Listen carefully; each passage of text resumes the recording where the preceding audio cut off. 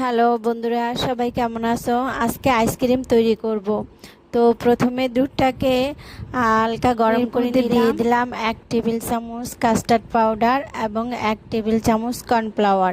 এখন এটা hand bitter দিয়ে ভালোভাবে বিট করে নিবে। আমি চামচ দিয়ে নিচ্ছি এবং সেই সাথে দিয়ে দিচ্ছি 1 চামচ চিনি। আমি বড় চামচের 1 চামচ দিলাম, এটা তোমাদের পছন্দ অনুযায়ী তোমরা দিবে।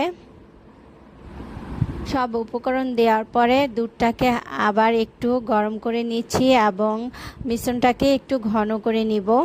আমার মিশ্রণটা তৈরি হয়ে গেল। আমি এখন আমার সুবিধার্থে অন্য একটি পাত্রে এটা ঢেলে আইসক্রিমের মলে সাজিয়ে নিচ্ছি। ডিপ ফ্রিজে 2 ঘন্টার জন্য রেখে দিব। 2 ঘন্টা পরে এখন নিচ্ছি কিছু চকলেট গুলিয়ে নিব গরম পানির মধ্যে। দেখো তোমরা, তো এটার মধ্যে আমি আইসক্রিমটাকে চুবিয়ে উপরে লেয়ার তৈরি করব চকবার এর মতো।